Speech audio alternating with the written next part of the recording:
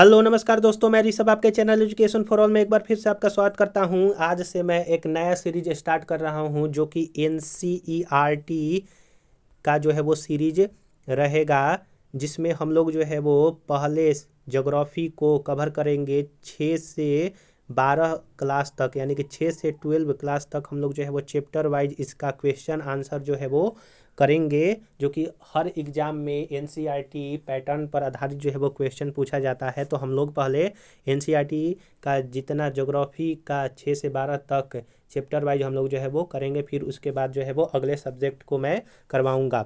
अगर आप जो है वो आरबी और टेक्नीशियन और एलपी का फॉर्म फिल किए हैं तो उसके लिए मैं साइंस का प्रीवियस ईयर क्वेश्चन पेपर करवा रहा हूं, आप जो है जा करके देख सकते हैं। और ये जो एनसीईआरटी सीरीज है वो हर सब्जेक्ट का आपको मिलेगा। तो आज हम लोग 6 क्लास का पहला चैप्टर सौरमंडल में पृथ्वी का क्या स्थान है उसके बारे में हम लोग पढ़ने वाले हैं। इसमें मैं जो है वो पहला और दूसरा चैप्टर जो है वो आपको कवर करवाऊँगा। तो हम लोग चलिए जो है शुरू करते हैं। क्वेश्चन आंसर जो है वो एमसीक्यू और फिल इन द ब्लैंक्स हम लोग जो है वो करेंगे। तो पहला क्वेश्चन है कि किस ग्रह को पृथ्वी के जुड़वा ग्रह के नाम से जो है वो जाना जाता है। तो आपका शुक्र ग्रह जो है, शुक्र ग्रह को पृथ्वी के जुड़वा ग्रह के नाम से जो है वो जाना जाता है, उसका आकार शेप जो है वो सेम होने के कारण। वर्तमान में शनि जो ग्रह है इसके सबसे ज़्यादा जो है वो उपग्रह हैं और दूसरे नंबर पर पृथ्वी का सबसे ज़्यादा उपग्रह है। पृथ्वी जो है वो ग्रहों में सबसे बड़ा ग्रह माना जाता है और शनि जो ग्रह है इसमें जो छल्ला रहता है, रिंग जिसको कहते हैं, वलय कहते हैं, उसकी संख्या जो है वो आपकी ज़्यादा है। और शनि एक ऐसा ग्रह है जो कि जल में भी तैर सकता है, इसका घनत्व बहुत ही कम होता है। दूसरा एमसीक्यू है कि सूर्य के तीसरे सबसे नज़दीक ग्रह कौन सा है। तो सूर्य के तीसरा सबसे नज़दीक ग्रह जो है आपका पृथ्वी है। तो आपको जो है वो कमेंट में बतलाना है कि ये सीरीज जो है आपको कैसा लग रहा है। आप जो है इसको पढ़कर जरूर से जरूर बतलाइएगा। तीसरा क्वेश्चन है कि सभी ग्रह सूर्य के चारों ओर किस प्रकार के पथ पर चक्कर लगाते हैं। तो वो दीर्घ वृत्ताकार पथ पर जो है वो चक्कर लगाते हैं। ये अगर सूर्य है तो सूर्य के चारों ओर जो चक्कर लगाते हैं वो कुछ इस प्रकार से आपके जो है वो ग्रह चक्कर लगाते हैं। तो इसी को दीर्घ वृत्ताकार जो है वो कहा जाता है।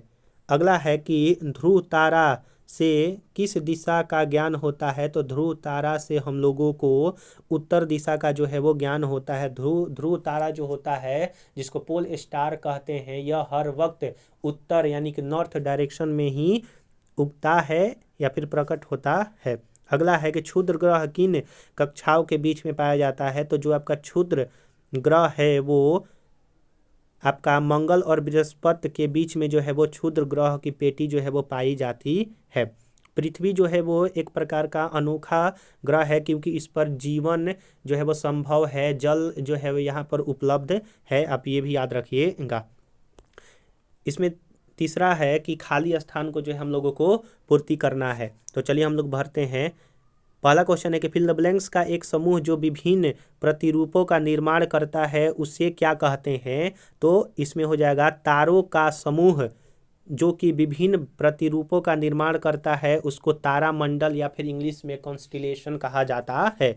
दूसरा क्वेश्चन है कि तारों की एक बहुत बड़ी प्रणाली को फिल इन द ब्लैंक्स कहा जाता है। तो तारों की एक बहुत बड़ी प्रणाली को आकाशगंगा, जिसको इंग्लिश में गैलेक्सी कहते हैं, वो कहा जाता है। तो यहाँ पर आपका आकाशगंगा सही आंसर हो जाएगा। तीसरा नंबर हो जाएगा यहाँ पर आपका कि पृथ्वी के सबसे करीब कौन है। तो चंद्रमा जो है वो पृथ्वी का सबसे करीब है, जो कि पृथ्वी का एकमात्र उपग्रह है। अगला क्वेश्चन है आपका कि सूर्य के तीसरे सबसे नज़दीक ग्रह कौन सा है। तो पृथ्वी जो है वो सूर्य से तीसरा सबसे नज़दीक का ग्रह है और सबसे नज़दीक अगर बोलेगा सूर्य से तो वो आपका बुध ग्रह हो जाएगा। अगला क्वेश्चन है आपका कि पृथ्वी के पास अपनी फिल इन द ब्लैंक्स तथा फिल इन द ब्लैंक्स नहीं होती है। तो जो माफ़ कीजिएगा, ग्रहों के पास अपना जो है वो उष्मा यानी कि हीट नहीं होता है और ना ही अपना जो है वो प्रकाश होता है। तो पहले वाला फिल इन द ब्लैंक्स में उष्मा होगा और दूसरे वाला में आपका प्रकाश हो जाएगा। तो हम लोगों ने इस तरह से पहला चैप्टर ज्योग्राफी क्लास 6 का पहला चैप्टर हम लोगों ने कवर कर दिया। आप जो है इसको अच्छी तरह से याद कर लीजिएगा। 5-5 10 क्वेश्चन जो है वो इसमें है। चलिए अगला हम लोग जो है वो दूसरा लेसन करते हैं। इसमें दूसरा लेसन जो है वो अक्षांश और देशांतर के बारे में जो है वो दिया हुआ है। तो चलिए हम लोग पहले एमसीक्यू को सॉल्व करते हैं। पहला क्वेश्चन है कि प्रमुख यामोत्तर का मान है। तो जो आपका प्रमुख यामोत्तर है वो 0 डिग्री को हम लोग प्रमुख यामोत्तर कहा जाता है। दूसरा क्वेश्चन है कि शीत कटिबंध किसके नज़दीक पाया जाता है।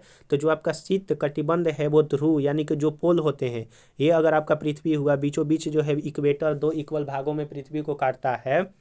फिर उसके बाद 23.5 डिग्री नॉर्थ, 66.5 डिग्री नॉर्थ, और फिर उसके बाद ये जो है वो पोल यानी कि जो नॉर्थ पोल और साउथ पोल होता है यही ध्रुव कहलाता है। और जो शीत कटिबंध होता है वो ध्रुवों के नज़दीक होता है जहाँ पर ठंडी बहुत ज़्यादा होती है। आप ये याद रखिएगा। कर्क रेखा 23.5 डिग्री जो है वो आपके दक्षिणी उत्तरी अक्षांश से होकर के गुजरता है। विषुवत रेखा जो है वो आपका 0 डिग्री लाइन हो जाएगा। अगला है कि देशांतरों की कुल संख्या कितनी है। तो देशांतरों की कुल संख्या जो है आपका 360 माना जाता है। ये अगर आपका पृथ्वी हुआ तो ये जो लंबे परपेंडिकुलर या फिर जो सीधे लाइन खींचे जाते हैं इसी को देशांतर कहते हैं, जिसकी संख्या 360 है। और जो ये आपका ये लैटिट्यूड होता है इसकी संख्या 180 जो है वो माना गया है। आप ये भी याद रखिएगा। अगला है कि दक्षिणी ध्रुव वृत्त स्थित है। तो दक्षिणी ध्रुव जो है आपका दक्षिणी गोलार्ध में स्थित है, वहीं उत्तरी ध्रुव वृत्त जो है वो उत्तरी गोलार्ध में पाया जाता है। अगला क्वेश्चन है आपका कि ग्रिड किसका जाल है। तो ग्रिड जो है वो अक्षांश यानी कि समानांतर रेखाओं एवं देशांतरीय यामोत्तर रेखाओं का जो है आपका जाल माना जाता है। अगला हम लोगों को जो है वो फिल इन द ब्लैंक्स करना है। तो आइए हम लोग जो है इसको देखते हैं कि तो अगला क्वेश्चन है खाली स्थान हम लोगों को जो है वो फिल करना है। तो पहला क्वेश्चन है कि मकर रेखा फिल इन द ब्लैंक्स पर स्थित है। तो जो आपका मकर रेखा है वो 23.5 डिग्री जो साउथ में, मकर रेखा 23.5 डिग्री साउथ यानी कि दक्षिणी गोलार्ध में मकर रेखा कहते हैं। और कर्क रेखा 23.5 डिग्री उत्तरी गोलार्ध को कहा जाता है कर्क रेखा। और भारत में कर्क रेखा ही जो है वो आपको भारत को 2 इक्वली भाग में बांटता है, जिसमें 8 राज्य से होकर के कर्क रेखा गुजरता है। तो मकर रेखा 23.5 डिग्री दक्षिणी गोलार्ध हो जाएगा। अगला क्वेश्चन है आपका कि भारत का मानक यामोत्तर है। तो भारत का मानक यामोत्तर जो टाइम इंडियन स्टैंडर्ड टाइम है वो 82.5 डिग्री ईस्ट में जो है वो पूर्वी देशांतर में है। अगला क्वेश्चन है तीसरा नंबर कि 0 डिग्री यामोत्तर को किस नाम से जाना जाता है। तो 0 डिग्री यामोत्तर को प्राइम मेरिडियन के नाम से जाना जाता है। आप इसको नोट कीजिएगा, प्राइम मेरिडियन के नाम से जाना जाता है। अगला है कि देशांतरों के बीच की दूरी, देशांतरे के बीच की दूरी की तरफ घटती जाती है। तो बीच की दूरी जो है वो घटती जाती है कहाँ पर। तो पोल पर, यानी कि जो ध्रुव जिसको हिंदी में कहते हैं। तो जो देशांतरों के बीच की दूरी होती है वो पोल पर कम होती जाती है और इक्वेटर के पास सबसे ज़्यादा जो है वो दूरी होती है। अगला है आपका कि उत्तरी ध्रुव वृत्त किस गोलार्ध में स्थित है। तो उत्तरी ध्रुव वृत्त जो है वो आपकी उत्तरी गोलार्ध में स्थित है। तो हम लोगों ने यहाँ पर जो है वो 2 लेसन कवर किया।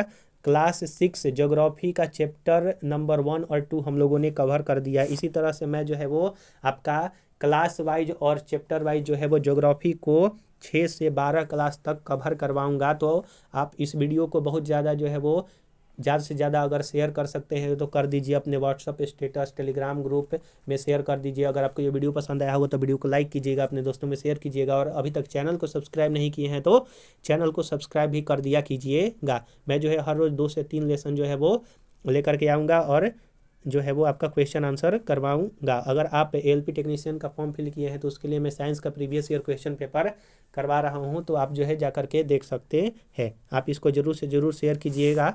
तो चलिए हम लोग जो है अगले वीडियो में अगले लेसन के साथ मिलेंगे। तब तक के लिए नमस्कार।